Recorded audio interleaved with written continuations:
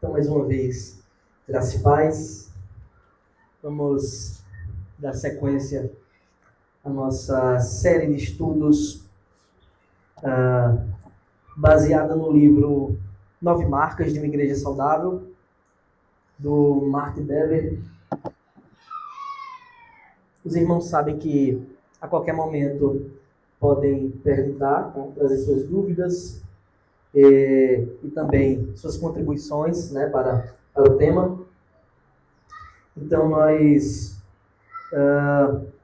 vamos continuar com o capítulo 2 do livro. Na verdade, nesse capítulo 2, que tem por título Teologia Bíblica, esse é o terceiro estudo, né?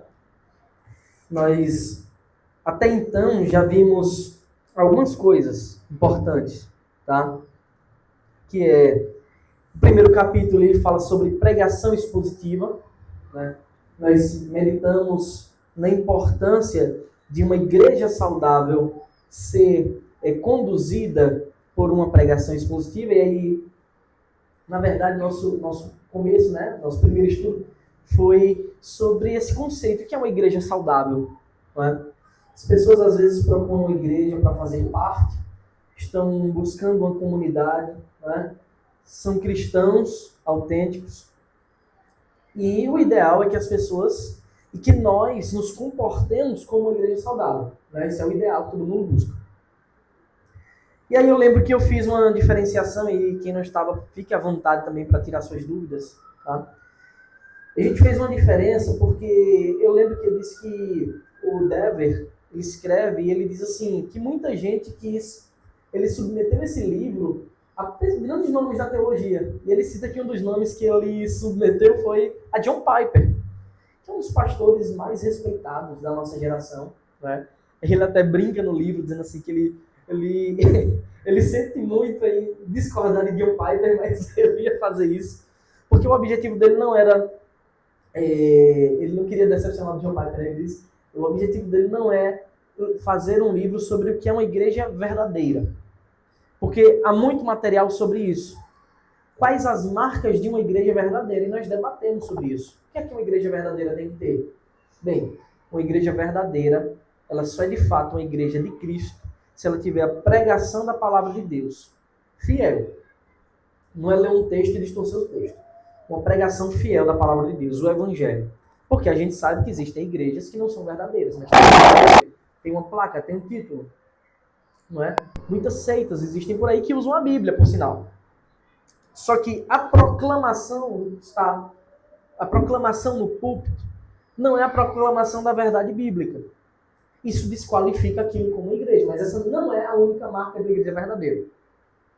A outra marca de uma igreja verdadeira, e tem pelo menos, ao longo da história pós-reforma, existem pelo menos 3 marcas consideradas assim.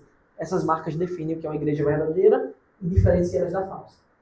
Proclamação da palavra de Deus, administração fiel dos sacramentos ou das ordenanças. O que é isso? Só temos 2, batismo e ceia.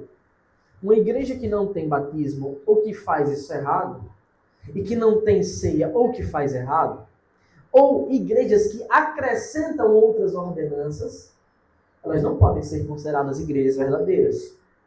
Não é? Então, eu poderia tranquilamente aqui dar o exemplo clássico do catolicismo romano, que não tem apenas 2 sacramentos, 2 ordenanças, mas tem 7. Então, eles colocam nesse pé de igualdade o casamento, a extrema unção, a confissão auricular, o que mais que foi católico? São muitos, eu nunca decoro todos. Mas aí tá no batismo, né? A gente nem tá entrando nesse mérito aí.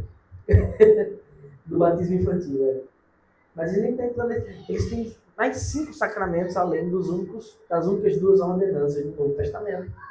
Isso é um perigo muito grande. Porque ordenanças são aquelas coisas que devem acontecer com todos os cristãos, obrigatoriamente. Não é? Ou que todos os cristãos devem fazê-lo. Não é? E se o casamento, por exemplo, é tido como uma ordenança, já tem uma quebra lógica muito grande, né? Porque os sacerdotes lá não casam.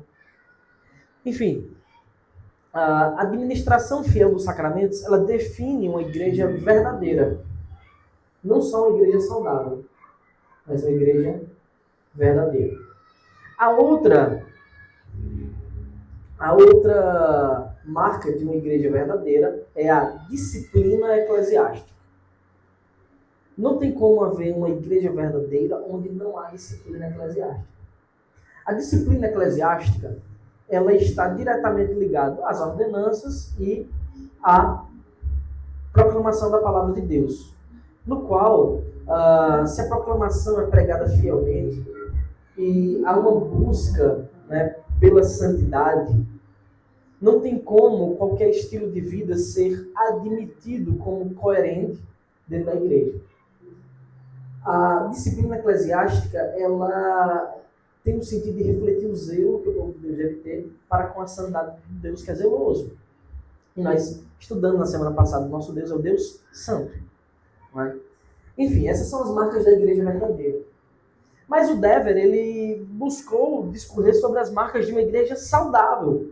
Porque ele levou em conta o seguinte: é possível, irmãos, que existam igrejas que são verdadeiras, ou seja, lá tem sim o povo de Deus, eleito, salvo, que está caminhando para o céu. Porém, esta igreja não é saudável. Existe essa possibilidade, nós vimos que existe. Não é? E é muito triste, porque uma igreja saudável, ou perdão, uma igreja verdadeira que não é saudável, ela corre muitos riscos. Vamos falar mais tarde sobre o risco de sermos pedras de tropeço para os outros. Uma igreja verdadeira que não é saudável, ela tem membros que podem ser pedra de tropeço para os outros. Uma igreja verdadeira que não é saudável, ela não tem uma pregação fiel, focada na verdade bíblica, com o intuito de fazer as pessoas crescerem na graça e no conhecimento, pelo menos não no nível que deveria acontecer, e faz com que os crentes eles sejam mancos.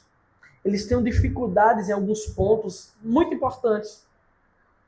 E quando o púlpito ele é negligenciado, não porque um dia o pastor não vai pregar ou não tem ninguém para pregar, mas que é negligenciado no sentido do zelo pela pregação, o que acontece é que as pessoas que foram colocadas ali por Deus para ouvirem a palavra de Deus, elas não vão ter o alimento sólido. E existe uma coisa muito importante na vida de todos os crentes, que é o que nós chamamos de culto ordinário. Alguém sabe o que é culto ordinário? É a vida. O culto ordinário é aquele que a gente sai da igreja e bota o pé ali fora. Não acaba o culto quando a gente diz amém, amém, amém, no amém tríplice, depois da bênção apostólica. Começa-se o culto ordinário, porque agora a gente vai lidar com o mundo caído. E como a gente vai lidar com esse mundo caído? Então, o culto ordinário, ele diz respeito àquelas palavras que Jesus diz: eu não peço que os tires do mundo, mas que os guardes do mal. Então nós somos chamados, como povo de Deus, e o povo de Deus nós já vimos também que são membros do seu reino, a viver lá fora, no reino dos homens, com a ética, com a moral, com a santidade de outro reino, que é o reino de Deus. E como a gente vai fazer isso? E como vamos lidar com a política? E como vamos lidar com as pressões sociais, com a cultura, com o entendimento do que é justiça social, a ótica bíblica, com o entendimento do que é certo, o que é errado, o que é lei, o que é moral, o que é ético, o que é corrupção? Se aqui, onde deveríamos aprender tudo isso, está sendo negligenciado. Então, há um perigo iminente e verdadeiro de muitas igrejas verdadeiras não serem saudáveis. E o primeiro passo para ela não ser saudável é a falta de uma pregação expositiva. Esse foi o primeiro capítulo do Dever. Pregação expositiva é aquela que nós fazemos aqui, graças a Deus, e clamamos que o Senhor continue nos ajudando para que a gente faça cada vez melhor, né? Com profundidade e clareza, porque esse é o objetivo. Mas é aquela que prega todo o conselho da palavra de Deus. Não pesca pedaços. E a gente viu os perigos de pescar pedaços, né? Os pastores que fazem isso, eles correm o risco, tá? Não estou batendo um martelo, pelo amor de Deus. Correm o risco de escolherem sempre temas ou passagens das Escrituras que lhe agradam para pregar. Não é? Aí eu disse aqui aos irmãos, existem aquelas igrejas que têm um caráter mais legalista, infelizmente. O que é que esses pastores pregam? eles sempre vão escolher textos da lei para pregar. A lei diz isso. Aí na outra semana, a lei diz isso. Aí na outra semana, só fala de lei.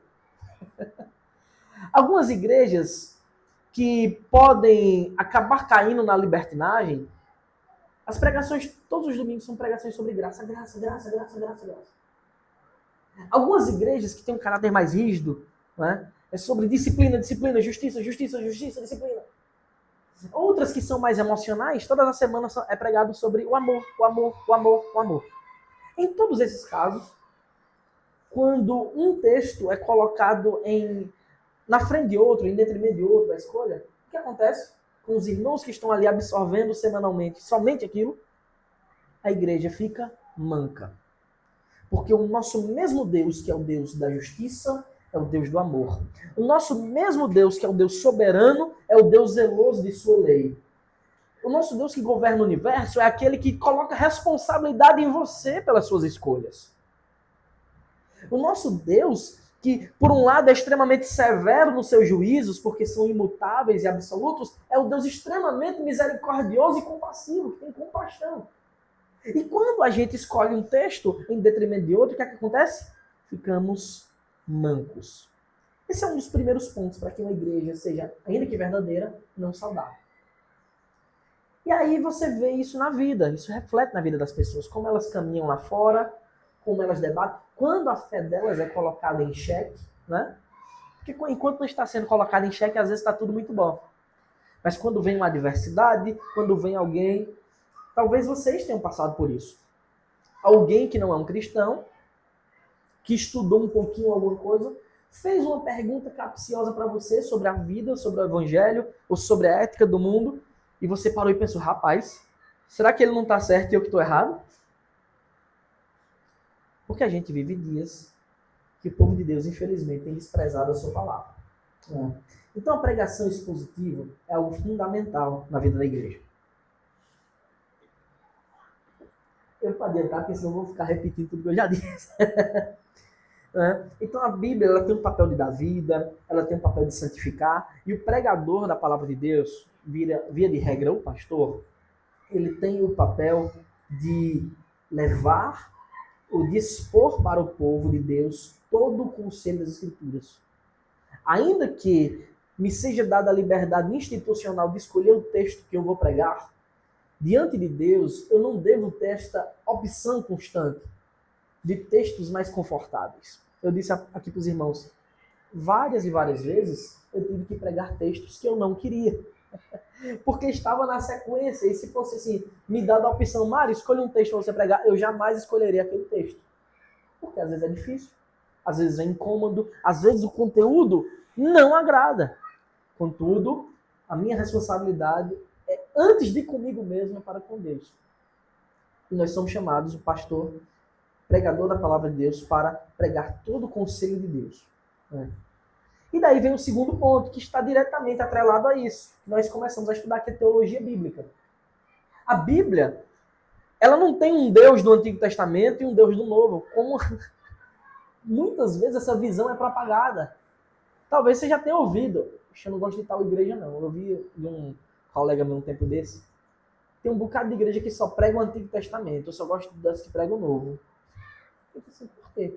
Porque no Antigo Testamento Deus era mais severo, era outro Deus. Isso é uma visão pagã, isso é uma visão mística. O mesmo Deus gracioso está no Antigo Testamento e não está velado, está de forma latente, clara no Antigo Testamento. E o mesmo Deus extremamente zeloso de sua lei está no Novo Testamento. Que a gente tem a lei expressa lá no Antigo Testamento, a gente pensa, olha que coisa rigorosa, como se agora fosse oba-oba, né? Agora pode tudo. Né? A maior expressão da justiça de Deus, do zelo de Deus e da firmeza de Deus quanto à sua lei, vocês acham que estão aonde? No Novo ou no Antigo Testamento? E aí, Novo ou Antigo? Está no Novo, irmãos. A maior expressão do zelo de Deus pela sua lei, de como ela é inegociável para ele, está em ele aplicar a pena de morte no seu próprio filho em nosso lugar. É tão severo a sua lei que ele aplica ela em Cristo porque a gente era incapaz. Mas ao mesmo tempo que está a severidade da lei de Deus no Novo Testamento, está também o seu amor infinito, porque Cristo pagou pelos nossos pecados. Não é? Isso é incrível. Então, a gente tem que ter muito cuidado, porque a teologia bíblica, o que é a teologia bíblica? É a forma de enxergar a Bíblia por completo. Não textos isolados, não livros isolados, mas um mapa completo. Porque Deus se revelou, o nosso Deus é o Deus que fala, a gente viu isso, e ele se revelou em toda a Escritura, e ele se revelou como Deus criador, e quando ele cria, ele está falando, ele está dizendo, haja luz e houve luz, faça-se isso, e tudo foi feito com o poder da sua palavra. O Deus da Bíblia, nós vimos na semana passada que ele é o Deus Santo, que ao mesmo tempo que ele cria, e ele cria com padrões, ele quer que esses padrões sejam mantidos porque eles são os melhores padrões. Então, quando Deus disse que ele cria homem e mulher, e faz isso de forma tal que eles se completam não só emocionalmente, mas fisicamente, é uma coisa tão perfeita que literalmente o encaixe perfeito, a mulher sendo feita como auxiliadora idônea do homem, é que Deus cria um padrão perfeito para as coisas. E uma regra perfeita para que isso seja mantido. O que é que o homem faz na queda? Desvirtua. A queda desvirtua. Destrói a harmonia, a pureza, a santidade do que Deus faz. E a gente vê, então, Deus criando, nós vemos a queda do homem, nós vemos na história Deus redimindo, criando um meio para organizar um povo caído já e redimir ao longo da história até consumar. Isso é a teologia bíblica, dividida em 4 pontos. Criação, queda, redenção e consumação. Deus consumará todas as coisas. Na eternidade estaremos plenos, porque essa é a história do reino de Deus. Então, se a criação, queda, redenção e consumação por um lado, por outro lado Deus criou um reino, homens se rebelaram contra o reino de Deus, Deus envia seu filho para restabelecer o reino, e um dia esse reino estará plenamente estabelecido para sempre, os seus inimigos postos debaixo dos seus pés. Então, a história da Bíblia é uma história só. Nessa única história, que está no macro, que chamamos de teologia bíblica, existem os contextos próprios, as histórias próprias, diálogos próprios, com os quais Deus ensina o seu povo. Se isso não for pregado continuamente, não é? A igreja vai permanecer manca. Agora, olha que coisa interessante. Ao passo que a gente vê isso como instituição, igreja saudável, né? Olhando mais no âmbito da liderança que prega, todo esse dever é do corpo de Cristo. Porque aquele que prega, ele tem acesso aos irmãos nesse sentido da pregação, pelo menos aqui no nosso caso, 3 vezes. Nós temos 3 momentos de estudo na semana. Domingo de manhã, domingo à noite, que é o culto, e quinta-feira, não é? E os outros dias da semana? Os outros dias da semana devemos continuar com as disciplinas espirituais, o nosso zelo, a nossa busca por conhecer mais e mais, replicando esta forma contínua de conhecer a palavra de Deus. Então, irmãos, é assim que nós conhecemos uma igreja saudável. Porque se eu perguntasse, talvez antes de dizer isso, essas coisas todas, o que é uma igreja saudável? Você diria, não, é uma igreja onde as pessoas são bem receptivas, você chega na igreja, as pessoas lhe recebem, as pessoas cuidam de você, isso é uma coisa muito boa. Uma igreja saudável, né?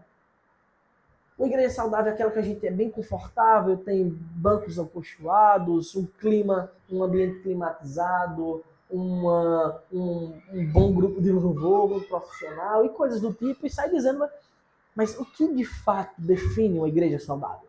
Porque se a gente parar para pensar numa dessas coisas que estamos pensando hoje, né, a título de edifício, né, de material concreto, a gente provavelmente diria que nenhuma igreja no período apostólico é saudável, né? Porque não tinha ambiente climatizado, não tinha ambiente confortável, né? Então, nós devemos levar a nossa mente, o nosso coração não cativo às emoções e àquilo que os nossos olhos simplesmente podem ver, mas cativo à palavra de Deus. Bem? Então, vimos esses 2 pontos na teologia bíblica. A teologia bíblica, ela nos apresenta quem é Deus. E a grande questão que vimos do começo até agora é que o nosso Deus é o Deus que quer se relacionar conosco. Nosso Deus é aquele que deseja relacionar-se com seus filhos. Então, quando ele cria Adão, ele não abandona Adão. Ele vai lá e se relaciona com Adão. Ele vai atrás de Adão quando Adão cai. Não é Adão que busca Deus. Pelo contrário, Adão se esconde de Deus. Deus vai lá se relacionar com ele. Deus, em um determinado momento, ele decide criar para si um povo. Na verdade, primeiro ele vê a maldade do homem se espalhando, ele decide julgar o mundo. Mas quando ele julga o mundo, ele vai antes se relacionar com a família, que é a família de Noé. E cria-se uma aliança, um vínculo com Noé, no qual ele julga o mundo e preserva uma família. Mais adiante, nós vemos que Deus decide chamar para si um povo, ele chama Abraão, de Ur dos Caldeus. E de Abraão ele faz uma grande nação. Depois ele decide, aquele povo é cativo no Egito, e ele decide redimir o povo. Claro, tudo isso tem uma tipologia, uma simbologia. Deus redimiria-nos, ia nos libertar da escravidão do pecado. E como Deus faz isso? Ele deixa as coisas acontecerem naturalmente para ver onde é que vai dar? Não. Ele intervém e ele chama Moisés. Ele faz isso conversando com Moisés através da sarça, depois no monte, entregando leis, estatutos, ele começa a formar um povo. Observe, sempre Deus toma a dianteira, desde a criação até a redenção, é Deus indo atrás. No Novo Testamento, como é que a igreja de Deus cresce? É que Cristo diz, vocês vão pregar a todas as criaturas, vão atrás e levem a mensagem de Deus. Vocês que já receberam, vão atrás. Como é que os discípulos vão a Cristo? Eles pensam, ali está Jesus. Não. Jesus olha para um e diz, você, filho de fulano e tal, siga-me. Então, sempre é Deus tomando a dianteira para resgatar os pecadores e formar para si um povo, formar para si uma nação, constituir a sua igreja, o seu corpo perfeito.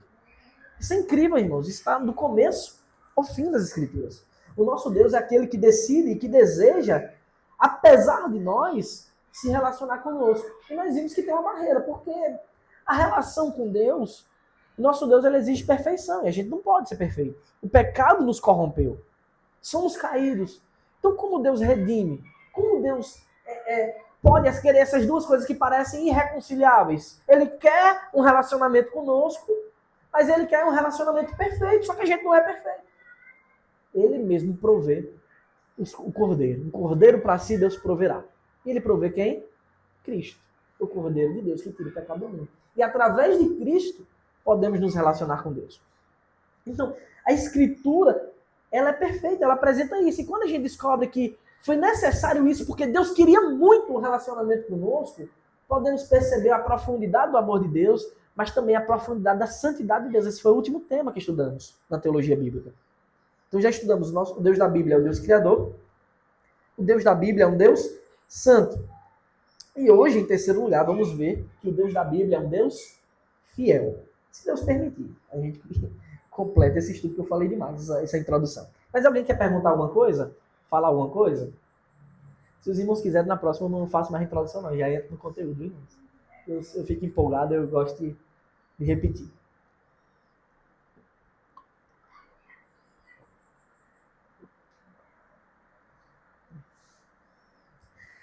Então, o nosso texto de hoje, como base, é Êxodo. Peço que vocês abram suas Bíblias. Vamos caminhar pelo texto de Êxodo 34, do versículo 1 até o versículo 17. E aí eu não vou fazer uma exposição do texto, tá? Detalhada. Mas vamos estudar o seguinte ponto. O Deus da Bíblia é um Deus fiel. O Deus fiel é aquele que faz uma aliança com o seu povo. Nas semanas anteriores nós já vimos essa linguagem. Existe um linguajar da aliança.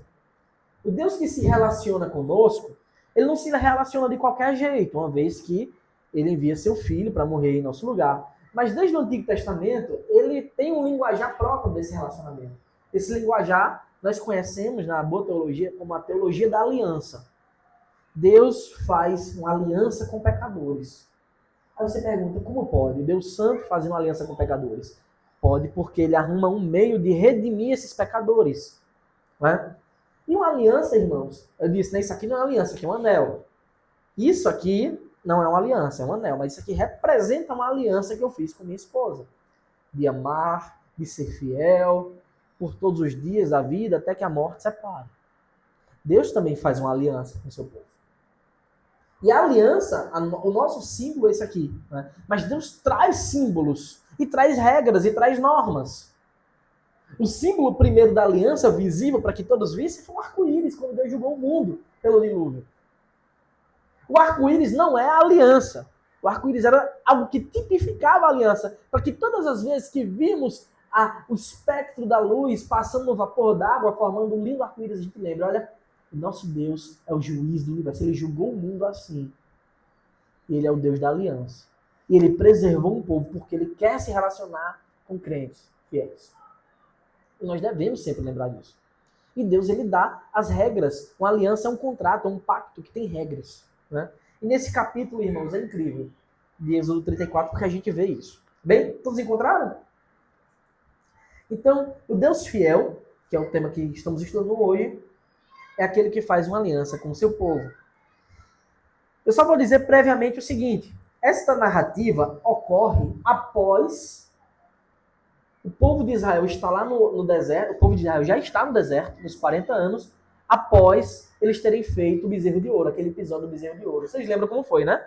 Moisés subiu no monte, porque Deus queria falar com ele, e ele dá as tábuas da lei, os 10 mandamentos. E Moisés passou quantos dias lá? No monte? 40, não foi? E aí, quando Moisés está perto de voltar, Deus diz, olha, volte, porque o povo já se corrompeu lá embaixo. Demorou demais você, Moisés, aqui em cima. O povo já fez um bezerro de ouro para adorar no deserto. Veja, eles tinham acabado de experimentar Deus libertando eles com 10 pragas. Eles comiam pão do céu, maná, e eles se rebelaram, porque isso mostra a natureza do coração do humano. A queda, a corrupção humana é muito grande. Não é? E Moisés era um mediador. Era aquele que falava com Deus e com o povo. Como Moisés demorou demais, eles pensaram, ih, já foi. Moisés foi para Deus e a gente ficou aqui perdido. Vamos fazer então um Deus novo pra gente. Olha que absurdo. Não acho um absurdo, não. Porque se você se desviar da palavra de Deus, você vai ser a primeira pessoa que vai agir do mesmo jeito. A gente só não faz um bezerro físico de ouro. A gente substitui pela TV, pelo Instagram, pelo trabalho, ou até por outras religiões. Quantos crentes você não conheceu que, porque se desviou por uma besteira, endoidaram? Parece que a mente virou de uma maneira tal que esqueceu que 1 mais 1 é 2. Vocês não conseguem pensar em ninguém assim? Que um dia era cristão, aconteceu alguma coisa que podia ser mínima. E quando se desvia, cai num estado que você pensa, gente, essa pessoa endoidou. Como pode ela não perceber o tamanho da loucura onde ela está mergulhada? Alguém que conheceu a palavra de Deus. E aquele povo no deserto, que estava sendo alimentado pelo pão que caía do céu. Num dia e no outro fez um bezerro de ouro. Simplesmente porque achou que Deus tinha abandonado. E aí, depois, a gente lá, sabe? Moisés desce o monte, o que Moisés faz? Ele fica revoltadíssimo e quebra as tábuas da lei que Deus deu. Ele joga no chão e as tábuas quebram. Então esse capítulo, Êxodo 34, essa passagem que vamos ler, do versículo 1 ao 17, mostra Moisés subindo de novo ao monte, que Deus vai dar novas tábuas da lei a Moisés. Né? Então diz assim, a partir do versículo 1. Então, nós temos aqui o que nós chamamos de a renovação da aliança, porque Deus já tinha feito uma aliança com o povo.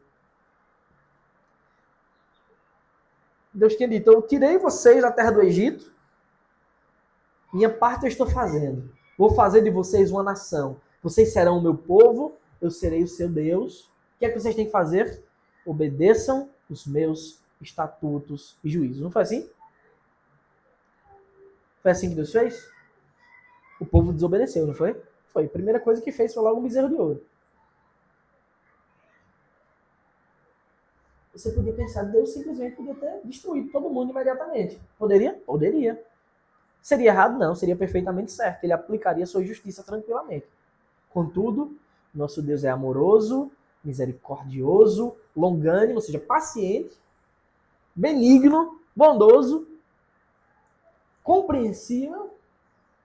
E aí ele decide fazer uma renovação da aliança. Ele nem precisava, porque ele não quebrou a sua parte. Quem quebrou foram os homens. Mas ele decide renovar a aliança. Veja, quando a gente lê isso, a gente está falando aqui da profundidade do amor de Deus no Antigo Testamento, em textos que falam da lei. Mas a gente só consegue perceber se de fato estudarmos a palavra de Deus. E aí diz assim, Então o Senhor disse a Moisés, acompanhe comigo, corte 2 tábuas de pedra, como as primeiras, aquelas que você quebrou, e eu escreverei, porque foi Deus que escreveu a lei, não foi Moisés, e eu escreverei nelas as mesmas palavras que estavam nas primeiras tábuas que você quebrou. E prepare-se para amanhã, para que você suba pela manhã o Monte Sinai e se apresente ali diante de mim no alto do monte. Ninguém deverá subir com você, ninguém deverá aparecer em todo o monte, nem ainda ovelhas, nem gado devem ser apacentados diante dele. Então Moisés cortou 2 tábuas de pedra, como as primeiras, e levantando-se de madrugada, subiu o Monte Sinai, como o Senhor lhe havia ordenado, levando nas mãos as 2 tábuas de pedra. Então temos aqui exatamente o que Moisés fez, obedientemente. Então nós temos aqui a renovação da aliança. Veja, quem foi atrás de Moisés para fazer isso? Deus. Deus disse, Moisés, o Senhor disse a Moisés, faça isso, Moisés. Deus já tinha salvado o povo do Egito aqui. Né? E eles foram rebeldes e desobedientes. Então quando Moisés subiu a primeira vez que desceu e tinha lá um bezerro de ouro, sabe o que significava, irmãos? Em outras palavras, aquele povo tinha feito uma rejeição explícita. Rejeitamos o governo de Deus e a mediação de Moisés. Ele demorou demais. Nós não queremos mais. Vamos fazer o nosso próprio Deus. Que é loucura, né? Fazer o próprio Deus. Se você construiu ele, ele é muito fraco. Porque se você é defeituoso, imagine o que você faz. Né? E Deus simplesmente podia ter punido eles, mas ele quis renovar a aliança. Então ele manda Moisés, olha Moisés, vá, suba o monte de novo que eu vou lhe dar novas tábuas. Aí, em passagens como essa que a gente percebe algumas verdades. Né? Quem é esse Deus? Qual o caráter desse Deus? Por que age assim? Veja, para a gente saber que nosso Deus é aquele que quer se relacionar conosco. Isso deve ser recíproco.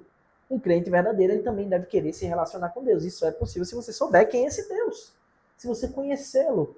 E em passagens como essa que fica claro, né, de Êxodo 34, que fica claro qual o seu caráter. Por que Deus age assim? E aí ele continua, versículo 5. O Senhor desceu na nuvem, esteve ali junto a Moisés e proclamou o nome do Senhor. Irmãos, essa passagem é incrível. E a gente quer chegar nesse tópico, o Deus da Bíblia é o Deus fiel. O Senhor desceu na nuvem, ele esteve ali junto de Moisés e proclamou o nome do Senhor. Veja, o Senhor proclamou o nome do Senhor. O próprio Deus revelou-se a Moisés através dos seus atributos. Ele disse quem era, o que fazia e como fazia.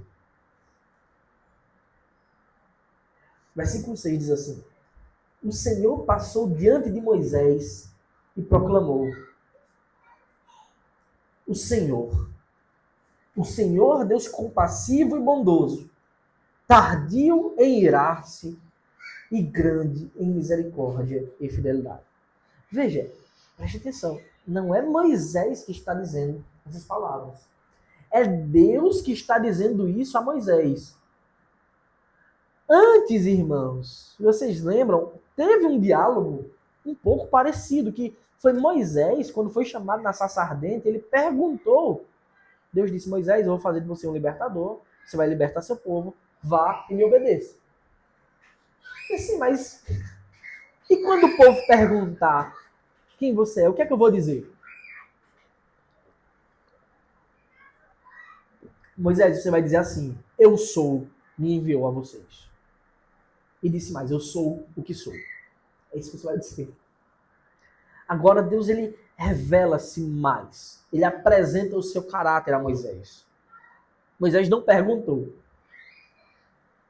O que Moisés poderia se perguntar é, como pode? Esse povo acabou de fazer um bezerro e ele ainda não foi destruído. Você destruiu o povo do Egito. Porque estava escravizando, nem estava afrontando a Deus. Por que esse povo ainda está vivo? Aí Deus começa a dizer, o Senhor, Deus compassivo, isso é compaixão, E bondoso, porque ele é maravilhosamente bom. E mais, e tardio em irar-se, e grande em misericórdia e fidelidade. Presta atenção nessa expressão. A gente poderia falar: o Deus da Bíblia é um Deus compassivo, o Deus da Bíblia é um Deus bondoso, o Deus da Bíblia é um Deus paciente, tardio em irar-se, o Deus da Bíblia é misericordioso. Mas nosso tema hoje é: o Deus da Bíblia é o Deus fiel. E Deus fez uma aliança. Deus queria se relacionar com o povo. Apesar do povo ter desobedecido, ele queria manter a sua fidelidade em relacionar-se com o remanescente fiel. Mas ele vai além. Ele diz que é tudo isso que é fiel, e ele diz assim, que guarda a misericórdia em 1000 gerações, que perdoa a maldade. Nosso Deus é o Deus que perdoa a maldade, a transgressão e o pecado, ainda que não inocente o culpado. E mais, e visita a iniquidade dos pais, dos filhos e nos filhos dos filhos, até a 3ª e 4ª geração. Famoso texto, né? Deus perdoa a sua misericórdia até 1000 gerações, mostrando assim, sua misericórdia é sem fim, mas também ele visita a iniquidade dos pais e dos filhos até a 3ª e 4ª geração. Contudo, né, esses versículos que apresentam Deus como Deus fiel, né, que é Senhor, compassivo, bondoso, paciente, tardio em irar-se, misericordioso, né, eles mostram como Deus queria renovar sua aliança com o povo que ele escolheu para si. Só que, se a gente parar e ler direitinho, esse texto ele tem uma coisa misteriosa. Se a gente analisar cada palavra que foi dita, tem um mistério. Veja, é dito assim: Deus guarda a misericórdia em 1000 gerações. E ele perdoa a maldade, a transgressão e o pecado, ainda que não inocente o culpado. E visita a iniquidade dos pais dos filhos e nos filhos dos filhos até a 3ª e 4ª geração. Então Deus guarda a misericórdia, ele é o Deus do perdão, porém, existe uma cláusula muito interessante do que Deus diz acerca do seu caráter e como ele age. Ele diz assim: ainda que não inocente o culpado. Aí você faz essa pergunta: mas como é que isso pode acontecer? Como é que ele perdoa e não inocenta o culpado? Oi? Sim, de fato, mas o que seria não inocentar o culpado?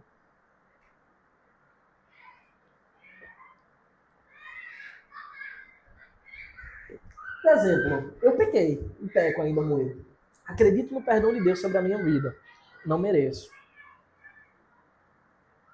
Deus me perdoa, mas não inocenta o culpado. Se ele aplicar o juiz em mim, eu tô frito. Oi? Perfeito. A resposta aqui está em Cristo. A resposta desse mistério, de como Deus pode perdoar e não inocentar o culpado, apresenta em um grau muito elevado aquilo que ele disse: eu sou o Deus fiel. Sendo Deus fiel, ele não pode negar a si mesmo. Nosso Deus, ele é fiel, ele é amoroso, ele é justo. Ele é tudo isso: bondoso, misericordioso, compassivo, tardio em irar-se. Perdoa transgressão, pecado, perdoa tudo, mas não inocenta o culpado. Onde está a chave disso? A chave disso está no atributo da fidelidade. Ele não pode negar a sua própria essência. E como ele soluciona então essa o que diríamos que é uma sinuca de bico? Ele não tem para onde correr. Ele quer nos amar, quer nos salvar e tem que punir, porque a sua justiça diz que ele tem que punir. Ele provê um substituto penal. Ele provê alguém que poderia pagar em nosso lugar. Um inocente, mas que nesse caso recebe a culpa. Cristo, quando ele foi pendurado na cruz, ele foi feito maldição. Ele foi feito maldito, porque está escrito: maldito todo aquele que for pendurado no madeiro. Na cruz, eu posso dizer que na cruz, o Senhor estava punindo os pecados de Mário em Cristo. Na cruz ele viu uma bola de iniquidade, que era o pecado de todos os seus eleitos. Né? Então, o atributo da fidelidade de Deus se mostra maravilhosamente lindo. Porque aqui está a clareza, né? A tipologia com a qual o Antigo Testamento está escrito. Ele apresenta elementos que simbolizam algo futuro. Que elementos são esses que a lei traz? Aqueles cordeiros que deveriam ser assassinados. Um cordeiro deveria ser assassinado, mas o cordeiro pecou? Não. Mas como é que Deus não inocenta o culpado? Ele não inocenta porque o peso da culpa recai sobre um substituto, que é o cordeiro, que morre. Só que o cordeiro é um animal, ele não pode pagar pecados. Isso é a tipologia.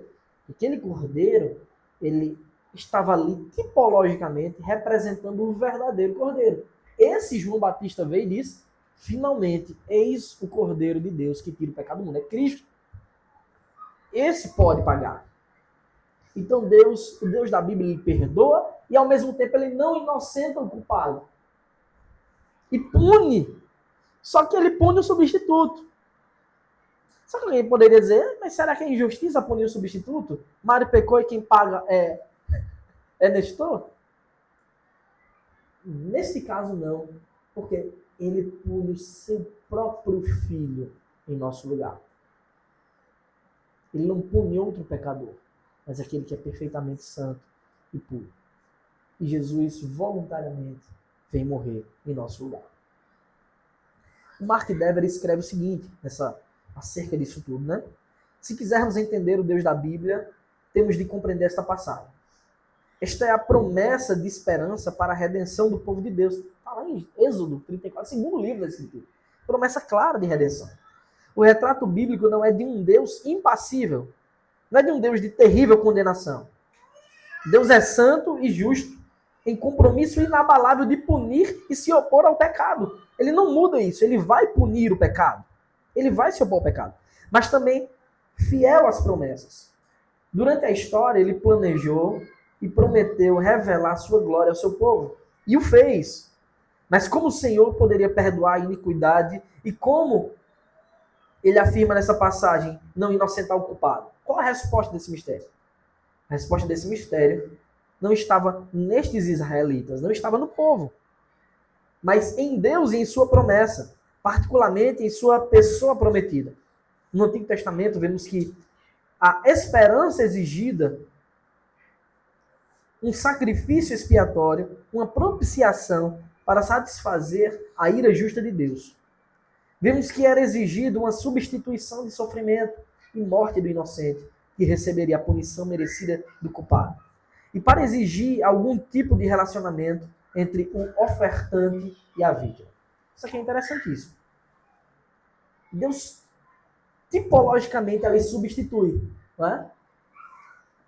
Primeiro, naquela matança de animais, que apontava para Cristo, o Cordeiro de Deus, mas tinha um detalhe interessante. De onde deviam vir esses cordeiros? Esses cordeiros que eram sacrificados deviam vir de onde, irmãos? Alguém lembra?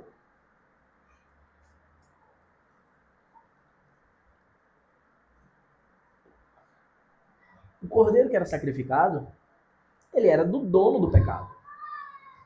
O dono, aquele que pecou, tinha que dar um jeito de conseguir um cordeiro. Ele tinha que ter um relacionamento com aquele cordeiro, ainda que fosse somente de ser dono. Porque aponta também para o relacionamento que devemos ter com o Cordeiro de Deus. Porque o Cordeiro de Deus que tira o pecado do mundo, ele não tira o pecado do mundo inteiro. Ele tira o pecado daqueles que têm um relacionamento com ele. Isso é fundamental. Quando o sacerdote sacrificava o cordeiro que Amanda levou, o pecado expiado era o de Amanda, não era o de Diana. Porque o cordeiro era dela. O pecado nosso só pode ser expiado se Cristo for particularmente nosso. Se tivermos um relacionamento com Ele. Porque todo que crê é salvo, mas o que não crê já está condenado, porquanto não crê no nome do unigênito Filho de Deus. Essa é a verdade. A luz veio ao mundo e os homens amaram mais as trevas do que a luz. Não é? Então Jesus é a resolução desse enigma todo. O Deus que perdoa, mas não inocenta o culpado. Ele não inocenta porque a sua justiça, a sua ira santa é aplicada no seu Filho. Jesus é o substituto perfeito. Então, para que sejamos alvo, sejamos participantes da sua nova aliança, aquela que lemos, né? Essa é a nova aliança do meu sangue, ó.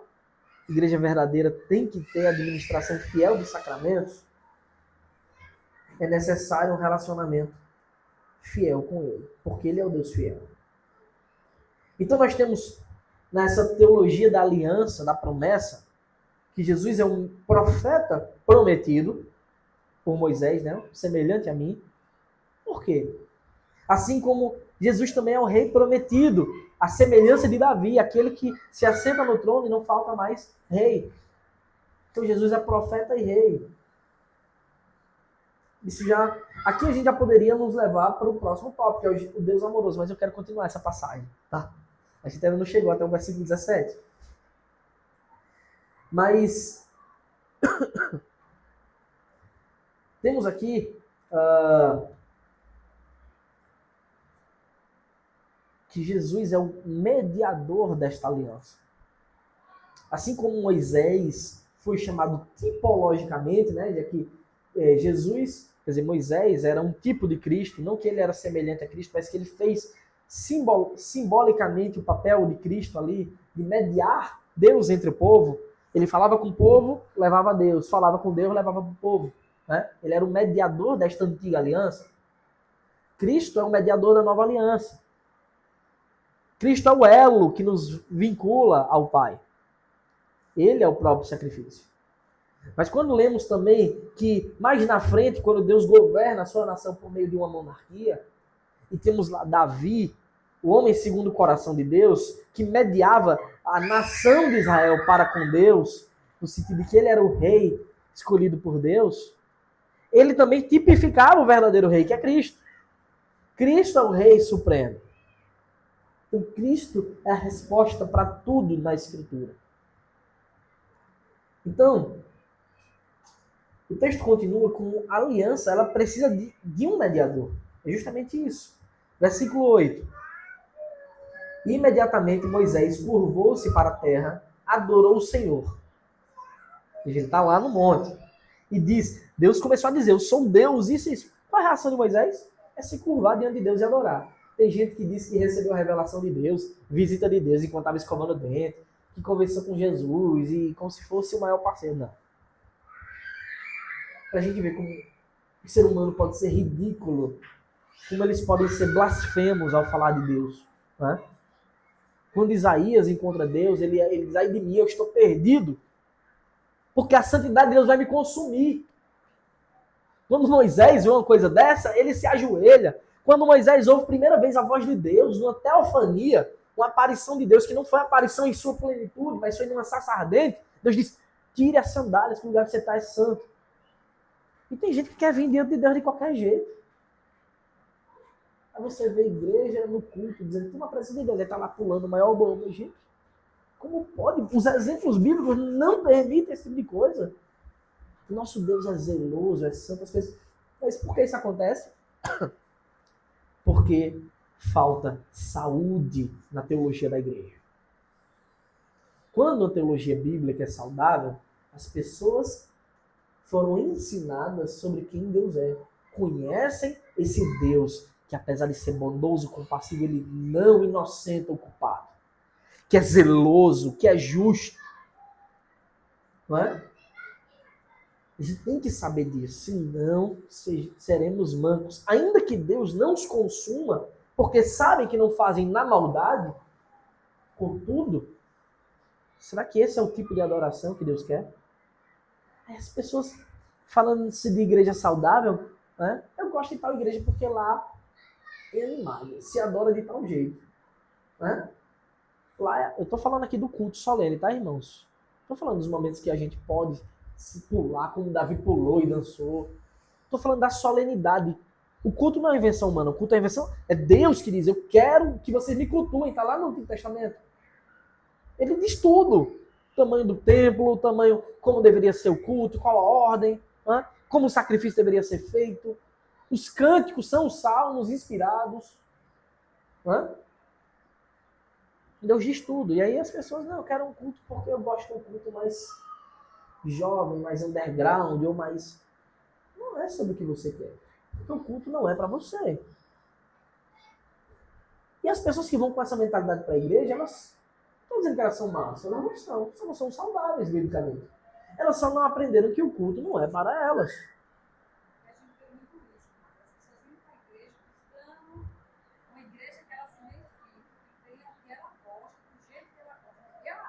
Porque virou mercado.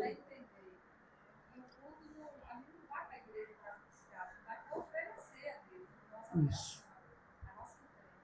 Culto é um serviço, mas servimos a Deus porque Ele ordenou. Não é? E veja, esse linguajar, não é? Essa busca assim, olha, eu gosto mais, ali eu me sinto melhor porque é mais... Esse tipo de linguajar não é outro linguajar, senão um linguajar comercial. Isso não tem nada de bíblico. Tem igreja fazendo essa performance que as pessoas querem. Perfeitamente. Existem livros sobre isso. Existem hereges que escreveram livros sobre isso. Sobre como você fazer a igreja adequada. Existem pesquisas de marketing, literalmente. Pesquisas de como é que chama? Quase que aquelas pesquisas do Sebrae. Para saber qual tipo de perfil de igreja. Para você montar e dar certo. Isso é uma igreja, um case de sucesso. Mas isso é coisa... Isso não é bíblico. Isso é coisa da administração. Isso é coisa de quem está transformando em comércio. Sabe? É uma loucura tal. Por que isso acontece, irmãos? É porque essas pessoas não são crentes? Eu não estou fazendo esse... Elas não são se elas forem hereges, de fato. Eu não estou dizendo que elas não são. Mas esse pensamento, ele está aí porque, em primeiro lugar, faltou púlpito, pregação, expor, tudo começa aí. Primeiro passo. Não foi ensinado quem Deus é, que o nosso Deus é extremamente amoroso, mas zeloso e requer uma adoração própria. Quando a mulher samaritana pergunta a Jesus, Jesus diz, ele quer que você adore do seu jeito. Não. Deus quer adoradores que o adorem em espírito e verdade. Aí tem gente que ainda quer interpretar isso de qualquer jeito. Gente, foi Jesus que disse. Para Jesus, o que é que significa em espírito e verdade? Se ele é o Deus encarnado. Se ele é aquele que tem a fonte do Espírito Santo. E se ele é o próprio autor da lei e da verdade. O que é que significa isso? Aí tem gente que diz, acho que é espírito é porque eu estou me emocionando. Não tem nada disso. Não é isso que o texto está dizendo. Não é isso que as escrituras ensinam. Você pode até torcer para caber no seu padrão, mas não é isso que a Bíblia está dizendo. Vocês compreendem a seriedade disso e como essa falta de conhecimento levará a uma adoração equivocada. Uma adoração equivocada cria crentes mancos, crentes que lá fora são extremamente místicos. Não, quero ficar. Você ouve lá falar mal, não, fulano de tal. Tem crente que se deixar a sandália virada vai achar que minha mãe vai morrer, né? A sandália tá virada. Pelo amor de Deus. Então, o nosso Deus, ele é o Deus da aliança. E sabe o que acontece quando Deus faz uma aliança para o seu povo? Todas as vezes que Deus entregou uma aliança, ele entregou também regras. E nunca foi um homem que definiu as regras. Sempre foi Deus dizendo assim, para se relacionar comigo é do meu jeito, não é do seu jeito. A gente entende isso se a gente, com muito zelo, lê as escrituras. Sabe? E perceber essas nuances de como Deus age. Não é só o que está escrito, mas é como está escrito. Porque o que está escrito é Deus dizendo assim, seja fiel, faça isso, né?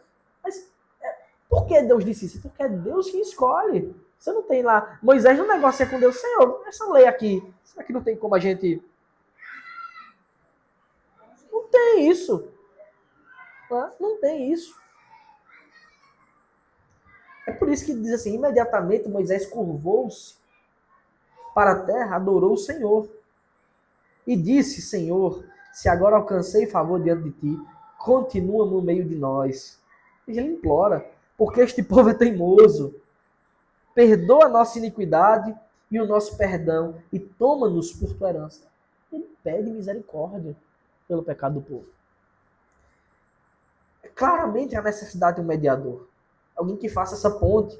Moisés era imperfeito, mas ele apontava para o que é perfeito. Essa é a tipologia, né, bíblica. Deus falava por meio de tipos e sombras no Antigo Testamento, e no Novo ele fala pela realidade revelada, que é Cristo. Moisés intercede por Deus, né, para que o povo alcance misericórdia. Jesus, por outro lado, é a própria misericórdia encarnada. Moisés tem que pedir, né, ao Pai. Cristo, ele vem e ele mesmo faz o ato sacrificial. Aí passa-se para as bênçãos pactuais. Está escrito, verso 10. Então o Senhor disse, eis que eu faço uma aliança diante de... Olha, Deus diz, eu faço uma aliança diante de todo o seu povo, farei maravilhas que nunca foram feitas. Olha as bênçãos, as promessas pactuais. Nunca foram feitas em toda a terra, nem entre nação alguma. De maneira que todo este povo, em cujo meio você está, veja a obra do Senhor. Porque coisa terrível é o que eu faço com você. Terrível aqui não é de ruim não, gente. É de estrondosa, de espantosa. Observe o que hoje eu ordeno a vocês.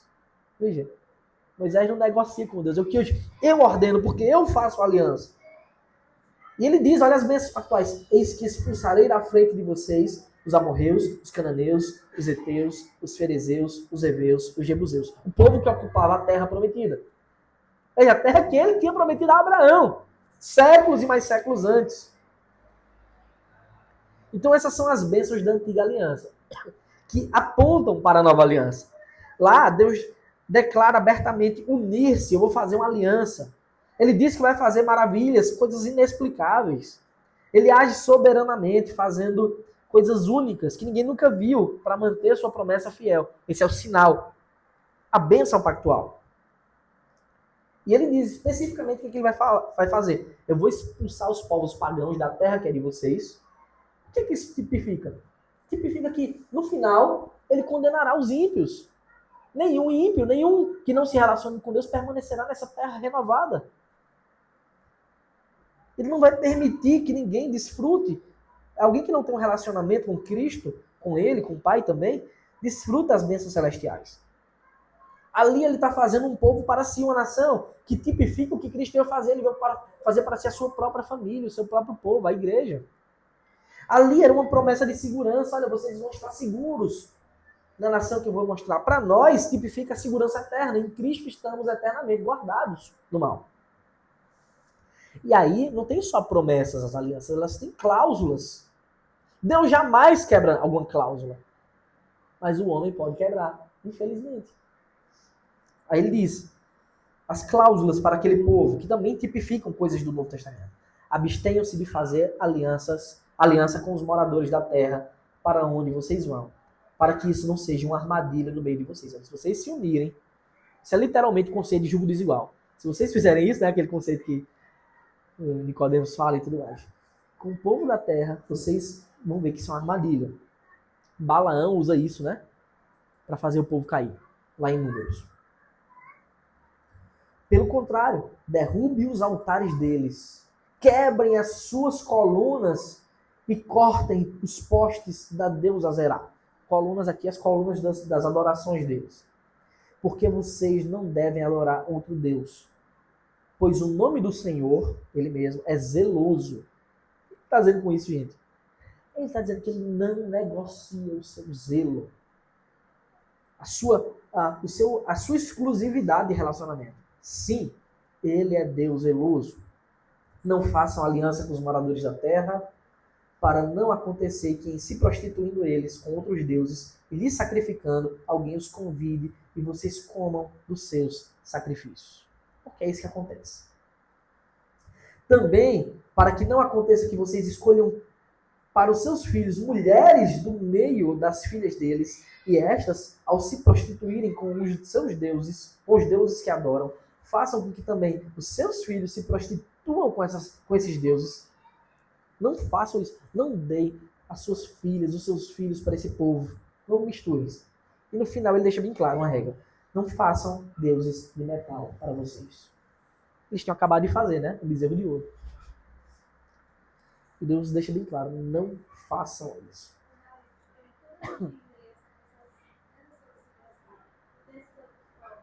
Ah.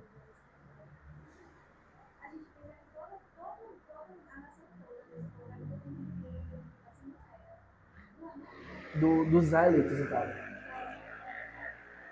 Ah, do povo lá fora? Não. Idólatra, era o povo pagão. Isso. Perfeito. Agora olha que interessante. Isso você fala muito interessante. Né? Não é que o povo era necessariamente mau no sentido assim, de perversidade. Sim, eles eram maus no sentido do pecado, né? Mas não era como o povo lá em Gênesis 6, antes do dilúvio, né? Que Deus disse assim, que viu a maldade do homem se espalhar pela terra. Não é nesse aspecto.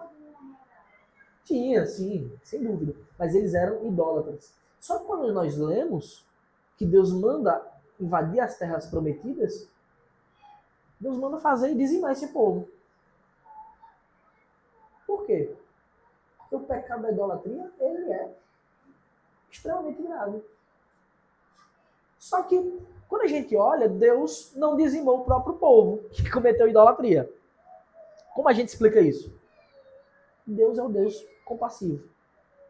Mais na frente, Paulo escrevendo Romanos 9, Paulo cita o caso de Deus no Egito. Ele diz assim, não pode o vaso de barro perguntar para o oleiro, por que você me fez assim? Aí Deus diz assim, eu que tenho a compaixão, eu terei misericórdia de quem eu quiser ter misericórdia, e eu terei compaixão de quem eu quiser ter compaixão. Porque quem tem a compaixão e a misericórdia sou eu.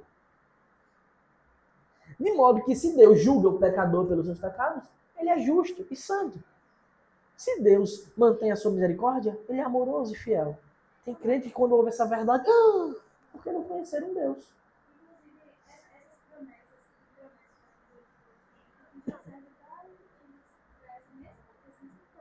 Sim, sim. Isso. A gente, que é um gentil, a gente recebe as bênçãos dessa promessa. Não é? Em Cristo, perfeitamente. Então, as cláusulas da aliança, elas se resumem, né, a um relacionamento estrito, pessoal com Deus, de confiança, um relacionamento exclusivo e um relacionamento debaixo dos seus padrões. Né? E depois Deus entrega a lei e tem a gama de, de outros mandamentos. Mas Deus deixa claro coisas específicas, cláusulas específicas. Né? Eles não deviam fazer aliança com os moradores da terra, porque isso seria uma armadilha, não contrair um jogo desigual, vale para nós hoje. Eles deveriam rejeitar por extremo a prática da vida pecaminosa e idólatra deles, daquelas nações, como nós devemos rejeitar. Se a gente não rejeita, o que acontece? Acabamos nos acostumando e fazendo o mesmo. Né? E lembre que, mesmo sem esses povos, eles já haviam feito um bezerro de ouro. Né? Eles já tinham esse coração tendencioso para o pecado. Porque é assim que é o coração do homem. Aqui fica claro que Deus é zeloso, isso aponta para a sua fidelidade, para a sua severidade, para a exclusividade de relacionamento que ele quer. Deus não admite corações divididos. Ninguém pode servir a dois senhores.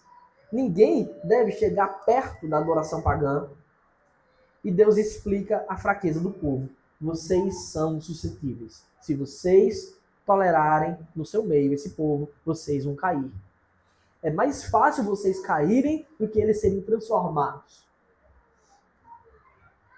Não se misturem com os impuros. Não contraiam um jogo desigual. Não se prostituam com os deuses. Cuidem para que seus filhos obedeçam à lei desde cedo. Por isso que ele ensina. Ensina a criança no caminho que deve andar desde cedo. Para que quando for velho, ele não se desvie. Então observe como a cláusula final é clara e expressa a fidelidade e a exigência fiel de Deus. Não façam imagens de escultura ou de metal para vocês. E assim temos bem definida a teologia da aliança, do Deus que vai atrás do pecador e que restaura até idólatras para ele. Uma pergunta, irmãos?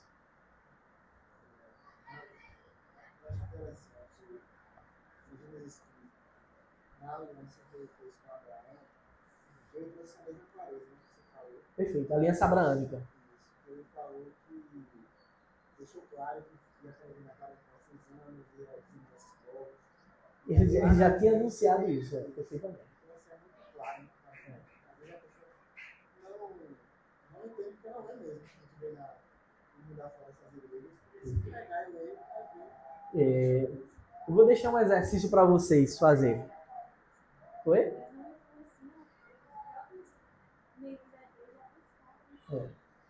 Teologia da aliança é uma coisa linda, como Deus se relaciona com o povo. Como é que Deus se relaciona com nós hoje? Aliança da graça. Né? Cristo cumpriu. Qual é o nosso papel? Crermos e perseverarmos nele. Né? Claro, temos outros papéis, que são aquelas coisas da vida, da igreja, tudo mais. Mas, pela fé, cremos que Jesus, né? Se pela fé você crer nisso, você será salvo. Mas, vou deixar um exercício para vocês muito interessante. Em Gênesis, tem pelo menos 2 relatos muito interessantes. De como Deus progressivamente revela a sua aliança. Vocês vão perceber que Deus mantém o padrão. Primeiro, ele chama Noé. E ele fala lá a Noé, para Noé construir uma arca, e depois, na descida, ele dá cláusulas de como o povo deveria viver, a família de Noé deveria viver. Vejam, essa aliança nós chamamos de noaica. Nós temos a tendência de falar de noética, né? Mas não é isso não, a expressão noética refere-se ao efeito do pecado na nossa mente, tá? O nome é aliança noaica. Essa noética é uma expressão técnica na teologia. Então Deus tem uma aliança com Noé. Mais na frente, Deus chama Abraão. Observe como Deus também faz uma aliança com Abraão e ele dá cláusulas. Mais simples, mas dá cláusulas. Ele faz. E veja, as alianças são sempre: eu vou manter vocês. Ele dá promessas: eu vou fazer isso com vocês. Mas vocês têm que fazer isso. Né? Ele diz o quê? Se tu uma bênção. Isso é uma ordem. Não é só seja abençoado. Não é isso. Se tu uma bênção. Seja fiel. Aí dá promessas, eu vou lhe dar um filho, eu vou lhe dar uma descendência, eu vou lhe dar uma terra, né? Eu vou lhe dar uma segurança eterna, uma posteridade sem fim. Mas leiam, percebam essa aliança com Noé, a aliança com Abraão, a aliança mosaica, que é essa que a gente viu hoje, mas tem outros capítulos que falam dela também. Vocês vão perceber como é sempre Deus indo atrás do seu povo e fazendo aliança. E prometendo aquilo que para o homem seria incapaz de fazer. É que a gente consegue ver na vida, inclusive, Deus, Abraão, por exemplo, quando ele se desviou da forma como ele foi para o Egito.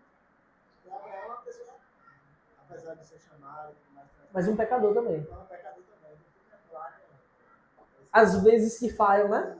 Você vê Noé falhando também. Você vê o filho de Noé cometendo um absurdo, né? Você vê Abraão dando a esposa, né? Você vê Abraão, que é o pai da fé, não tendo fé. Quando eu disse, de Sara eu vou lhe dar um filho, ele toma Agar, né? Então você vai ver a fraqueza do povo de Deus, porque quando desviam-se das normas da aliança, né, eles caem no pecado. Mas quando confiam em Deus, Deus sempre cumpre o que promete. Pode falar.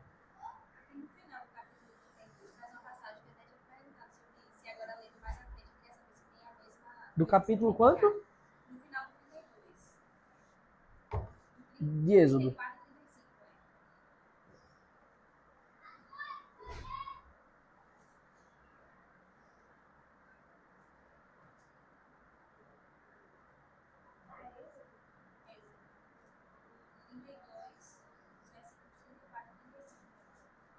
Tá abrindo aqui.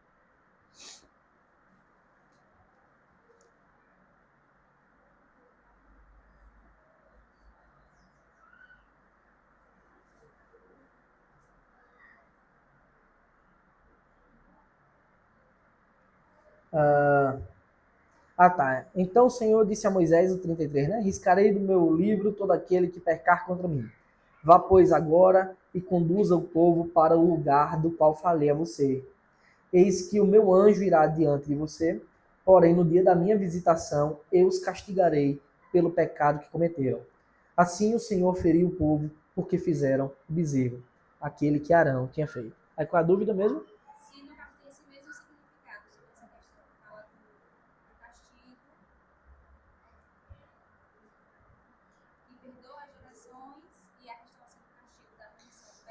Agora aqui não é nenhuma geração seguinte, é naquela geração mesmo. Não é? Aquela geração, quando nós lemos mais adiante, ninguém entrou na Terra Prometida, né? Eles morreram, inclusive o próprio Moisés. Mas na frente tem o caso, né, de Moisés ferir a pedra, né? Como um ato de rebeldia, mais ou menos, podemos entender assim, ou de fraqueza em sua liderança, e nem ele pode entrar na Terra Prometida. Então temos dois tipos aqui de condenação. Temos uma condenação geral mesmo, né, que alguns se tornaram tão corruptos que nunca foram de fato convertidos, estavam no meio do povo de Deus, mas não eram povo de Deus espiritual, e Deus puniu com morte mesmo, física. Mas via de regra, mais adiante, ninguém daquele povo, com exceção de Josué, né, e Caleb, entraram na Terra Prometida. Né? Todos eles pereceram no deserto. Então, quando ele diz assim, eis que meu anjo irá diante de você, porém, no dia da minha visitação, eu virei um dia, ele está dizendo assim, eu vou fazer uma visitação temporal e vou julgar aquela nação. E eles vão ver que eles estão pagando pelo pecado que cometeram, que é a consequência temporal, tá? Desse pecado. Qual foi o pecado? Idolatria. Pecado que exige morte. Ainda que são duas coisas que a gente sempre pensa na misericórdia de Deus como uma coisa tão somente para esta vida. Né? A misericórdia de Deus, o seu perdão, sua compaixão é para a eternidade. Às vezes é para essa vida também. Tá? Então, nada impede Deus perdoar no sentido de salvar a pessoa, mas punir com pena de morte. Isso não é A gente tem, por exemplo, o caso de Sansão. Né? Particularmente entendo, Sansão se arrependeu, Deus devolve o poder a ele, mas ele morre naquele dia. Ao mesmo tempo foi punido com morte. Né? Então, é só a gente saber diferenciar. Existem consequências eternas, consequências temporais. Quando eles assim, perdoa a iniquidade até 1000 gerações. Esse perdão, a lógica é que é um perdão eterno, é de fato um perdão.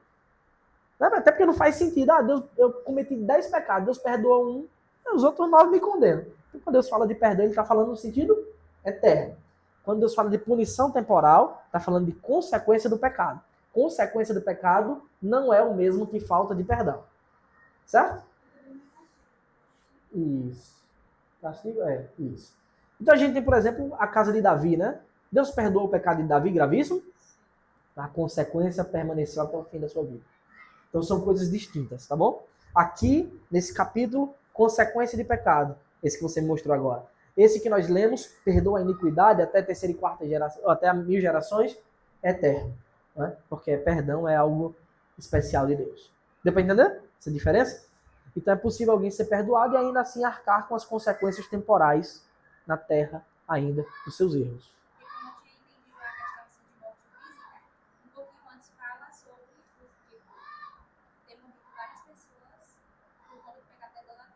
Sim. Perfeito. Não, veja. Alguns desses casos foi dupla condenação. Foi física e eterna. Né? Alguns desses casos eles não foram perdoados de fato. Tá bom? Porque quando Deus diz lá, nesse capítulo 34 que lemos hoje, que ele diz assim, eu perdoo, eu sou Deus misericordioso, zeloso, mas que perdoa até 1000 gerações. Ele está automaticamente dizendo que todo mundo que fez o bezerro de ouro está perdoado? Não. Ele está dizendo sobre o seu caráter. Eu sou o Deus que perdoa aquele que se arrepende. Se aqueles que fizeram o bezerro de ouro não se arrependeram, eles não estão enquadrados, entende? Quando Deus está indo a Moisés dizendo assim, eu sou Deus compassivo. Quando a gente vai ler Romanos 1, a gente vê que muitas pessoas que não são cristãos, que pecaram pecados gravíssimos, Deus tem sido compassivo com eles, no sentido de não condená-los imediatamente, não levá-los imediatamente ao inferno, mas permitir que eles continuem vivendo. Essa permissão de Deus continuar um pecador vivendo indica que eles foram perdoados para a eternidade? Não. Só que Deus é compassivo e que está aguardando o momento certo para executar a sua justiça. Entendeu? Então é só a gente fazer essa diferenciação. Justiça temporal, justiça eterna e perdão eterno. Né? Cada texto com seu próprio sentido.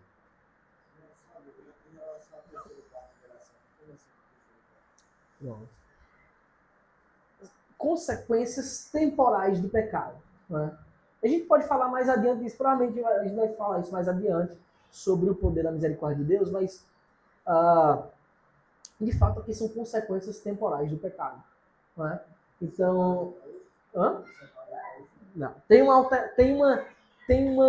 A gente está estudando aqui, a gente está vendo que a revelação é progressiva, né? Deus vai se revelando ao longo das escrituras.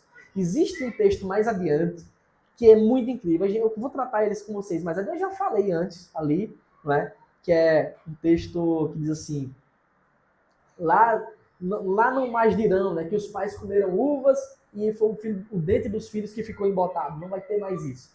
Apontando para o caráter da nova aliança. Isso na nova aliança não existe, tá? Então tem sim uma explicação também na transição, mas na frente a gente vai estudar isso. Mas de forma simples respondendo para você, isso vale para hoje. O pecado do pai é punido do filho, uma espécie de maldição hereditária? Não. Maldição hereditária não existe nas escrituras e não é isso que o texto diz. Temporal daquela aliança, própria daquela aliança. Isso. Ó, veja, existem coisas próprias daquela aliança que apontam para a nova aliança. Tá? Própria daquela aliança. Deus estava prometendo uma terra específica, geográfica. A terra de Israel, a terra que manda leite e mel. Né? Isso tem um símbolo na nova aliança? Tem. Deus está nos prometendo viver como seu povo na sua nação eterna. Né? Mas não é a mesma coisa. Mas tem uma tipologia, aponta, né? Entende? Mas nem tudo é uma transição idêntica. Tá bom? No mesmo que a circuncisão apontada para o batismo, não é o mesmo ato. Mas tem uma semelhança. Entende? Tudo bem, irmãos? Então vamos orar, pedir para Pedro fazer essa oração. Deus abençoe cada um de nós. Pai amado, estamos aqui, Senhor, pela presença. Agradecer por esse momento maravilhoso de poder ler a tua palavra, aprender de ti, Senhor. Obrigado por ser tão bondoso, por ter nascido nas nossas vidas, por nos guiar e fazer participantes do teu reino pelo teu sangue. Obrigado pela vida, obrigado pela vida do nosso pastor, capacita, direciona, para que cada vez mais eu possa trazer o evangelho do Senhor e que nós possamos ser edificados pela tua palavra. Em nome de Jesus, nós oramos e agradecemos. Amém.